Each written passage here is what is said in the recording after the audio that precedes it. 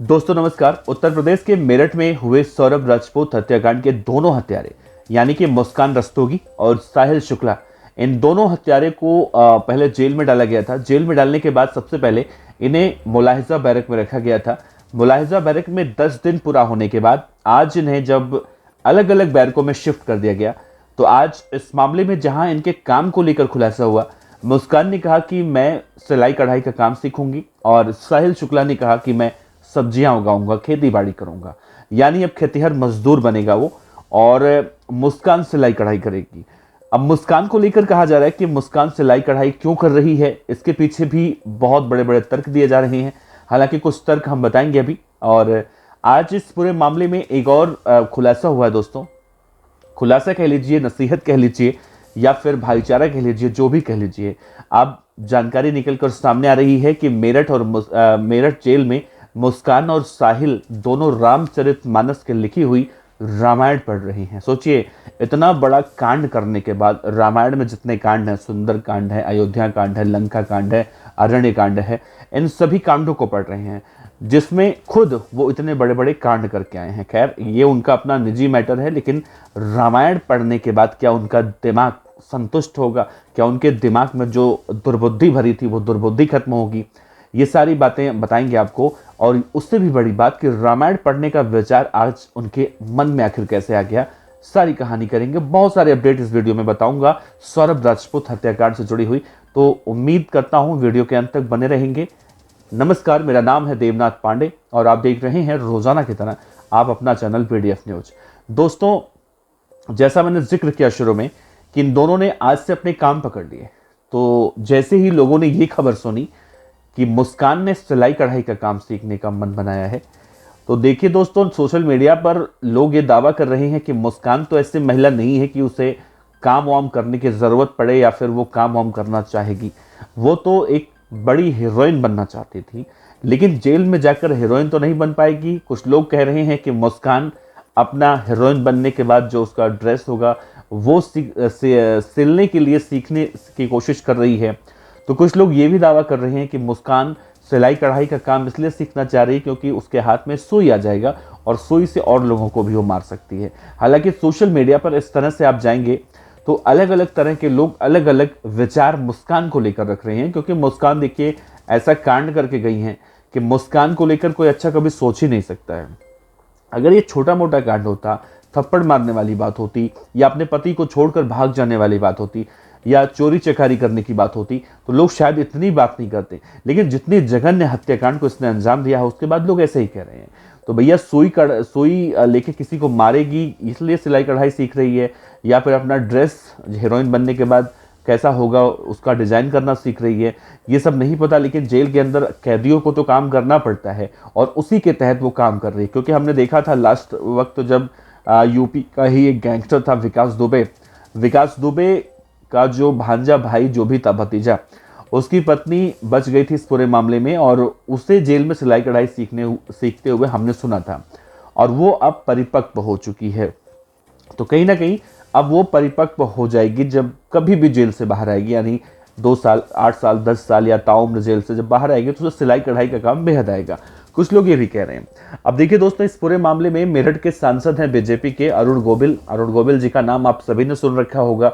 वही रामानंद सागर के सीरियल में रामायण सीरियल में जिन्होंने राम का किरदार निभाया था। तो भाई साहब वो बीजेपी से सांसद हैं और अब पूरे देश भर में वो रामायण बांटने का काम कर रहे हैं, घर घर रामायण बांटने का काम कर रहे हैं। साथ ही उत्तर प्रदेश की योगी सरकार या बीजेपी सरकार के काम को गिनाने की कोशिश कर रहे हैं। इसी के तहत आज वो अपने ही संसदीय क्षेत्र मेरठ पहुंचे और मेरठ की जेल में भी गए। जेल में जाकर उन्होंने कैदियों से मुलाकात की। कैदियों को उन्होंने रामायण की किताबें दी और कहा कि भाई साहब, आप लोग जल्दी से बाहर निकलें और दोबारा कसम खाएं कि आप यहाँ नहीं आएंगे। इसी दौरान उनकी मुलाकात उन 2 कैदियों से हुई जो आज के मौजूदा वक्त में चर्चित चेहरे हैं या चर्चित कैदी हैं या सबसे खूंखार कैदी कह लीजिए, साहिल और मुस्कान। इन दोनों से भी अरुण गोविल साहब की मुलाकात हुई, जो कि एरिया के सांसद हैं, रामायण की किताब पुस्तक दे रहे हैं, ग्रंथ दे रहे हैं, उसे पढ़ने की नसीहतें दे रहे हैं। तो उनसे जब पूछा गया कि अरुण गोविल साहब से कि मुस्कान और साहिल जवाब के सामने आए तो क्या आपसे कोई बात हुई? उन्होंने कहा बात भी नहीं हुई और मैं बात करना भी नहीं चाह रहा था, क्योंकि वो लोग अंडर ट्रायल कैदी हैं अभी, तो उनसे बातचीत करने का कोई मतलब नहीं है। मैं नहीं चाह रहा था कि उनसे मैं कोई बात करूं, लेकिन उन्होंने रामायण की किताबें ली और बहुत ही उदास थे। उदासी उनके चेहरे पर दिख रही थी। तो यानी कि साफ साफ शब्दों में कहें तो अब कहीं ना कहीं मुस्कान और साहिल इन दोनों को एहसास होने लगा है कि उन्होंने कितनी बड़ी गलती की है, क्योंकि वो नशे में थे। नशे में दरअसल उस बात का किसी भी तरह से कोई पैमाना नहीं आंका जा सकता कि आदमी कितना बड़ा दरिंदा हो सकता है। जिस तरह का नशा ये लोग कर रहे थे, उस नशे में इन्होंने जो काम किया, आदमी वही एक्सपेक्ट करता है। तो अब मिला जुला कर देखा जाए तो अरुण गोविल साहब की बात मानकर ये लोग रामायण की किताब पढ़ रहे हैं, जिसमें रामायण हम सभी जानते हैं कि रामायण क्या सिखाता है हमें। क्योंकि जो रामायण सिखाता है वो मुस्कान और साहिल अगर सीखे होते पहले, तो शायद ये दशा उनकी नहीं होती आज, या सौरभ राजपूत हमारे आपके बीच में जिंदा होते। इस पूरे मामले में दोस्तों देखिए, अब अरुण गोविल साहब ने इतना ही बयान दिया है, लेकिन इस मामले में अब देखिए कहीं ना कहीं अलग अलग थ्योरियां भी निकल कर सामने आ रही हैं। अब इस मामले में जो वकील साहिबा नियुक्त की गई हैं, वो भी दावा कर रही हैं कि इन लोगों को पूरी मदद की जाएगी। अगर ये लोग शरीफ होंगे, यानी बेगुनाह होंगे, तो इन्हें सज़ा नहीं मिलेगी। तमाम ऐसी बातें हैं जो कोर्ट कचहरी का जो मतलब होता है। लेकिन इन्होंने अपना जुर्म कबूल कर लिया है, तो इसमें बेगुनाह की कोई मतलब या कोई बातें ही नहीं रह जाती हैं। इस मामले में जो ब्रह्मापुरी थाने के इंस्पेक्टर साहब हैं, रमाकांत पचौरी जी, इनका सोशल मीडिया पर एक एडिटेड वीडियो वायरल हो रहा है, जिसमें मुस्कान और इनके साथ किसी भी आपत्तिजनक कंडीशन में दिखाया गया है। तो इस मामले में सोचिए, चर्चित इतना हो चुका है ये मामला कि अब पुलिस वाले इंस्पेक्टर साहब को भी नहीं बख्शा जा रहा है। और इस पूरे मामले में किसी इंस्टाग्राम आईडी पर इस तरह के आपत्तिजनक वीडियो अपलोड किए गए हैं, जिनके खिलाफ कार्रवाई करने की बातें मेरठ पुलिस कर रही है। दूसरा, इस पूरे मामले में नीले ड्रम को लेकर जिस तरह से सोशल मीडिया पर बवाल मचा हुआ है, लोग नीले ड्रम को लेकर तरह तरह के वीडियो बना रहे हैं और उस पर लाखों व्यूज आ रहे हैं, लोग कहीं ना कहीं भयभीत हो रहे हैं।